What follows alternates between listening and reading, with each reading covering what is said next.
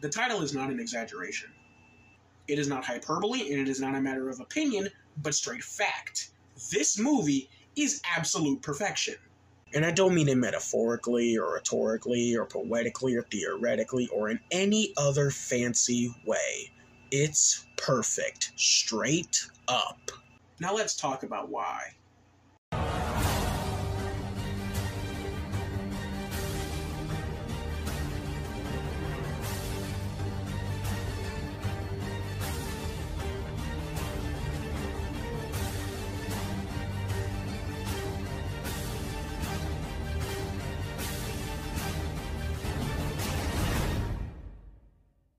Hello everyone, this is Darren of GNB Productions, and today we'll be taking a look at Spider-Man Into the Spider-Verse.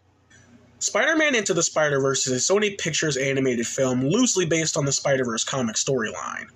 Released in 2018, that made its mark as not only one of the best Spider-Man movies ever made, not only one of the best comic book movies ever made, not only as one of the best animated movies ever made, but one of the best movies ever made, period. With its awe-inspiring story, jaw-dropping visuals and animation, brilliant charm and aesthetic, witty and heartfelt writing, cultivates into an all-around astonishing experience. I saw this movie when it first dropped in 2018, which, can I say, shall go down as the year of Spider-Man. Pretty fun spin-off film, a kick-ass new video game, he plays a major role in the newest Avengers movie, and now this? It was, and still is, a fun time to be a Spidey fan. Anyway, I, like everybody else, was obsessed with the way this movie turned out. Before watching it with a few friends of mine at the time, I didn't think it would have blown me away the way that it did. Sony animated movies can kind of range from good to meh, and while I didn't think it'd be bad, I don't remember myself being tremendously excited. Well, after I saw it, I couldn't get enough. It was one of the best experiences I've had with a movie to date. And it obviously has rightfully been hailed as one of the greats in cinema as of recent years. So with all that said, let's get into why Spider-Man Into the Spider-Verse, in my eyes, is the perfect movie. Into the Spider-Verse centers around Spider-Man. No, not that one. Yep, there you go. Miles Morales as he tackles the expectations brought upon him in his home life, but as well as the ones brought upon him by his universe's Spider-Man, who has died. As he's thrusted into a mission to send a buttload of multiversal Spider-Man variants to their home dimension before they disintegrate and defeat the Kingpin and his Super Collider before it destroys Brooklyn. The story, while simple, does an amazing job at handling the world we're set in, the characters we'll go on this journey with, and the overall message that it tries to deliver. While this movie on its own has an amazing story with characters and a cast that doesn't feel overcrowded and have really compelling arcs that are easy to follow, first and foremost, this movie serves as a massive love letter to Spider-Man. Almost anything Spider-Man related gets a cute little homage or reference. From Maguire to Holland, almost everything Spider-Man related gets its due diligence here. Not just that, but the running theme that anyone can wear the mask, that anyone can be Spider-Man, was the perfect route for them to go with. And somehow some of you clowns completely ignore it, but that's besides the point. The movie did a spectacular job at capturing the spirit of the character. Spider-Man is supposed to be this average, relatable Joe Schmo that anyone can be comfortable putting their feet in the shoes of. And telling that story through the lens of Miles Morales was freaking genius. The writing as a whole for this movie was brilliant as well. It's perfectly well balanced with a tone that kept me laughing like a hyena, but brought me to tears as well. Those kinds of tones are my absolute favorite. The ones that can perfectly balance funny and witty with dramatic and serious without feeling like either overshadows or intrudes over the other is just absolute gold in my eyes, and Spider-Verse has that in spades. The writers also had a great handle on when and where certain jokes were necessary and didn't interrupt or undercut any serious tension. Like the scene where all the spiders are consoling Miles for his uncle's death. It would have been very easy to use a character like Spider-Ham to give a little comedic jab or anecdote, but no. He knows Miles is hurt and tries to comfort him, and it's played completely straight. Miles, the hardest thing about this job is you can't always save everybody. The cartoon pig Spider-Man tells our main character that the hardest thing about being a hero is that you can't save everyone. And it's played completely straight. Not just that, the pacing and overall structure of the story is almost perfect. We get enough time to get introduced to Miles, his home and what it means to him, his personal struggles before running into Spider-Man, him dealing with the expectations of completing Spider-Man's mission after his death, and it all flows together brilliantly. It's also shocking at just how they managed to shove in so much plot and characters without it getting overwhelming. From our three main spiders to the villains, the main conflict with Miles, and the pressing story they have with Kingpin and his Super Collider, on top of having three additional spiders to our main trio who are all a part of the disintegration subplot.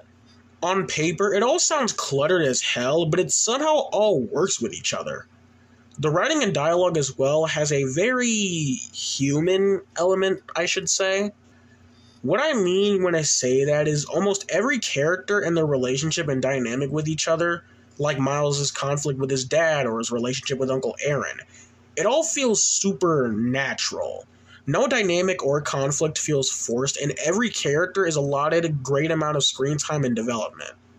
Going even further into that, the characters. Like I said, all of the major characters were all written brilliantly, and I'd like to go over all the ones that stuck out. Obviously starting out with our titular Spider-Man, Miles Morales. I absolutely love what this movie does with Miles. Growing up, I was always a fan of Miles, but admittedly, there was never that much character-wise that I personally grafted onto. I'll be honest in saying the main reason I loved Miles as a kid was because of the sole reason that having a black Spider-Man is just cool as hell. Outside of that, there wasn't a whole lot going on for Miles in my eyes.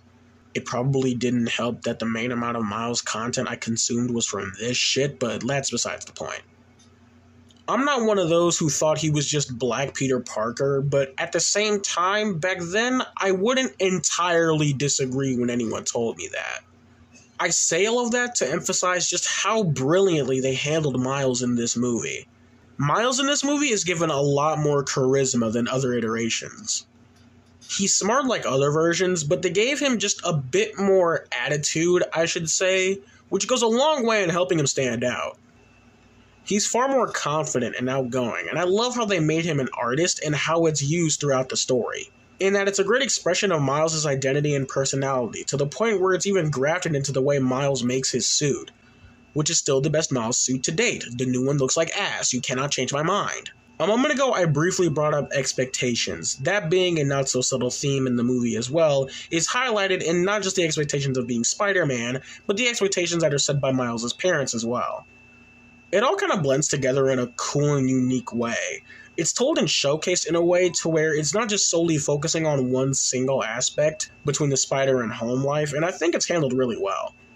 This movie just did an outstanding job with Miles. Now Peter Parker.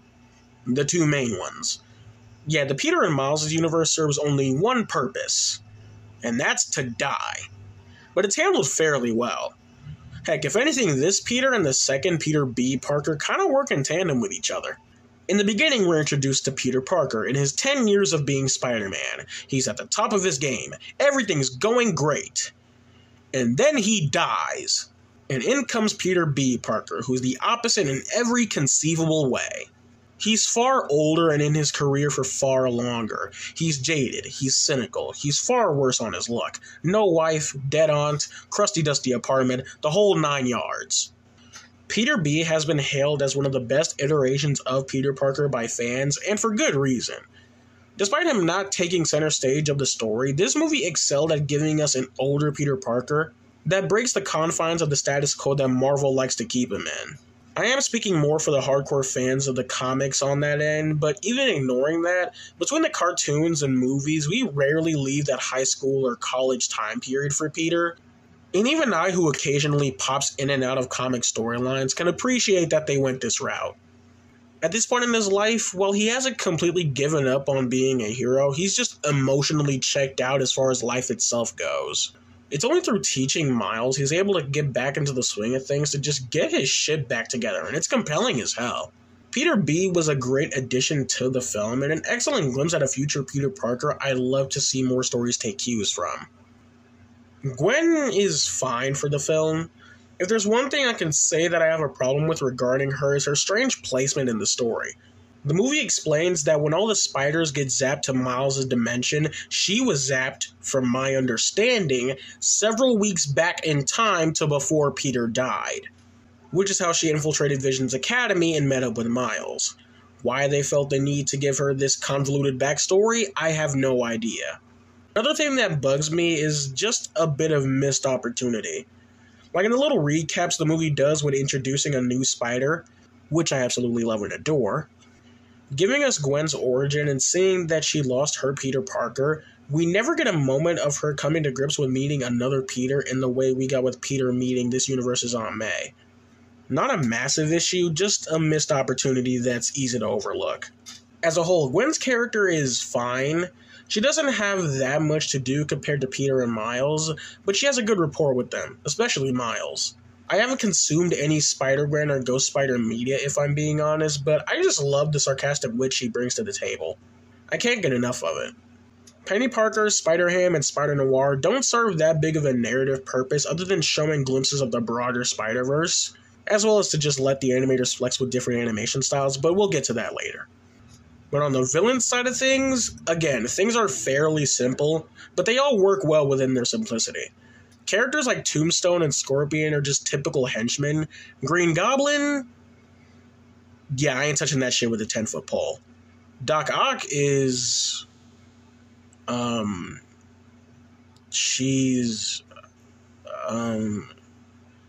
Yeah, let's move on from that. Oh, and sorry to interrupt this weird-ass joke, but in the scene where it's revealed that the lead scientist was Doc Ock, was I the only one that let out a loud and audible "oh shit" in the middle of the theater? Come on, I couldn't have been the only one. Kingpin! Must I say that 2018 was not this guy's year. Kingpin I appreciate as the main villain for being a slight deep cut to Spider-Man history. Seeing as nowadays Fisk is more portrayed as a Daredevil villain, I like that we don't have the more well-known Spidey villains like Goblin or Doc Ock or Venom take center stage. And I love how Across the Spider-Verse keeps it going with slightly obscure villain in the spot. Kingpin's story and motivations are simple enough. You can understand and can even sympathize with his goal, but it doesn't get in the way of showing that this motherfucker is pure evil. Then we have the Prowler. Would I be wrong for stating that this might be my favorite version of the character? The relationship between Miles and Aaron isn't one that's delved too deep into, but it's something that's easy to connect with. The handful of scenes shared between the two are really good. To see how much Miles gets to loosen up outside of school or around his dad, and how they're able to connect with one another. Seeing Miles realize who his uncle is, and Aaron realizing he almost killed his nephew in his sacrifice is all handled perfectly. When watching this movie for the first time, a part of me knew this would have been the route they took with the Prowler, and I think they pulled it off pretty well. Even moving away from that, the Prowler is just a fucking beast. Being the Kingpin's enforcer, the chase scenes that ensue with him are intense as hell and are a major highlight of the film. There isn't a single objectively bad character in this movie.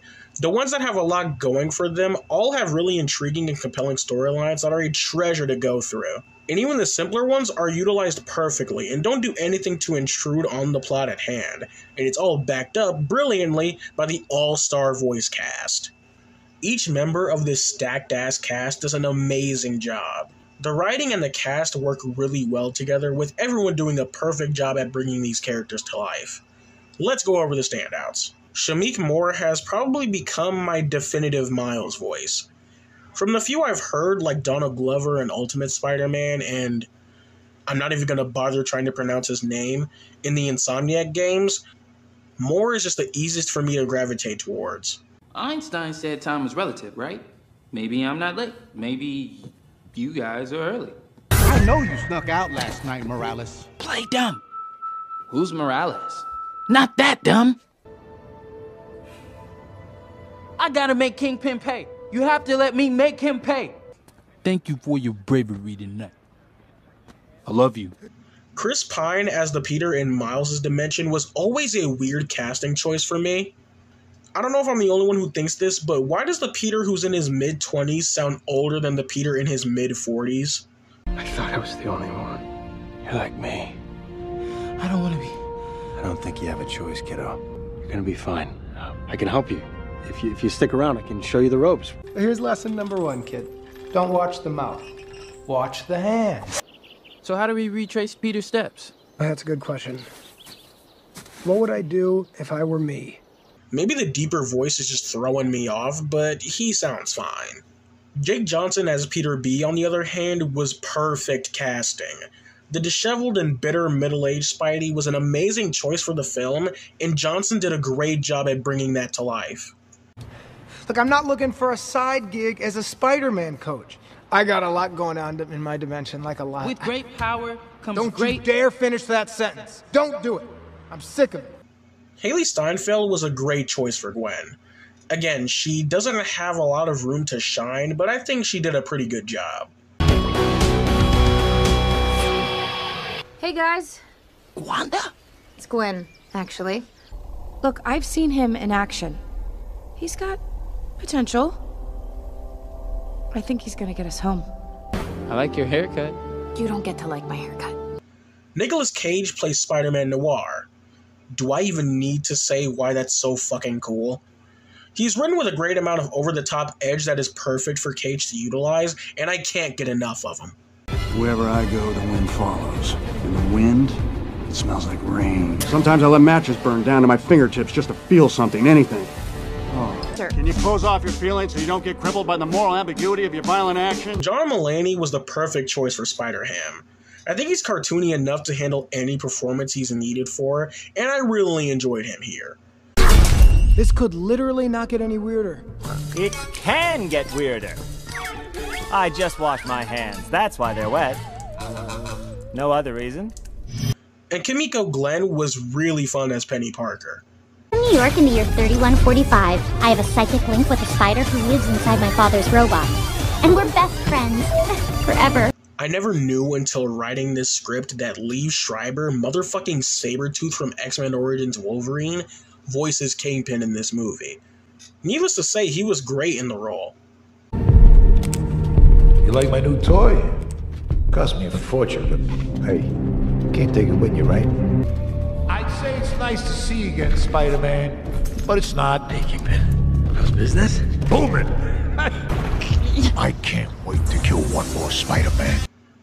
Catherine Hahn as Dr. Octavius. Oh my goodness! Can I assume that your friends call you Doc Ock? My friends actually call me Liv. My enemies call me Doc Ock. I killed Spider-Man. Why did I just see 2 more? There's 3, actually. No, this is good. This is very, very good. This means you get what you want. It means my collider works. All we have to do is kill a couple of spiders, and the collider will bring your family back. On top of all those guys, you have Brian Tyree Henry as Jefferson Davis, who does an outstanding job. All units. I want an APB on a new Spider-Man. Mahershala Ali, who does an amazing job as the Prowler. Of course I do. But tell me anyway. Tomorrow, find that girl. We walk up to her and be like, hey. And Zoe Kravitz as MJ, who does a great job for the little amount of time that she's in it. This whole all-star cast was absolutely spectacular and was a perfect fit for each of their roles. The soundtrack and score for this movie was really good too. Licensed songs in movies I'm always 50-50 on, because depending on how you handle it, it can either feel forced as hell, and if it's recent or modern popularized songs, it can risk dating the movie in a bad way. This soundtrack I was honestly fine with, mainly because the songs they chose during certain scenes serve to highlight Miles' personality. I don't even need to tell you about the iconic Leap of Faith scene that gives me chills each and every time I watch it. It all just works out somehow. But the original score for this movie is just phenomenal. The high octane and frantic energy it has is really cool. The music is best utilized in action sequences, and it's just so damn good. It as a whole fits in perfectly with the chaotic visual style the movie tends to go for, and I just can't get enough of it. Okay, let's finally discuss the main thing everyone talks about regarding this movie: the animation and art style. Now obviously, this film's unique style of animation has made a massive impact on the animation art form as a whole, and I personally think for the better. This stylized 3D animation, which seriously needs a better name for an art style that looks this fucking cool, has been adopted by numerous projects since this movie debuted, and I can understand some people being tired of seeing it so often. But something I love is that even though the inspiration is clear, each one does something unique to give itself its own unique identity to help it further stand out and to keep things fresh and unique each time. The day you see me get sick of this art style is the day I have officially lost my soul, because I don't think I'll ever get tired of it. Spider-Verse obviously goes for a more comic book oriented aesthetic, with lots of visual cues, text bubbles to indicate characters' thoughts, a whole lot of onomatopoeia, and lots of impact and visual lines, makes this whole movie a true work of art. I mean, well, it's animated, so it would have been a literal work of art regardless, but you get my point. The way the movie also decided to mess around with the frame rate, where some of the movements look a bit choppy, almost stop-motion-esque, I just find to be really cool. I don't even know why they chose to do this, but it does not go unappreciated. The action sequences are all so dynamic and frantic as hell. There's always something going on that you can just pause and gawk at, and it's just amazing. Also, remember earlier when I brought up the 3 other spiders being a flex for the animators? With Noir, Spider-Ham, and Penny Parker, the animators dipped their toes into trying more art styles. Penny obviously being anime-inspired, Spider-Ham based on the Rubber Hose Looney Tunes style, and Noir for the old-timey black and white aesthetic. They all work perfectly for being able to stand out from the rest, but not too much to where it feels like they're completely alien to the rest of the movie. And I just cannot wait to see what these guys cook up for Across the Spider-Verse. This movie was a true game changer with its art style and breathtaking cinematography, and it's just literal perfection. This movie truly is something else. The movie from start to end is just packed to the brim with style, heart, and passion all throughout. The writing for this movie is absolutely spectacular, for bringing together a heartfelt and compelling as hell narrative, giving us excellent portrayals of these iconic characters, being an excellent reminder of what it really means to be Spider-Man, alongside giving us an amazing supporting cast, being able to perfectly handle comedy and dramatic tension, and they also gave us an absolutely amazing original score and soundtrack, and of course being an absolute game changer with its phenomenal animation and art style. Even with the minor stuff I have problems with, aren't enough to ruin the film for me, even a little bit.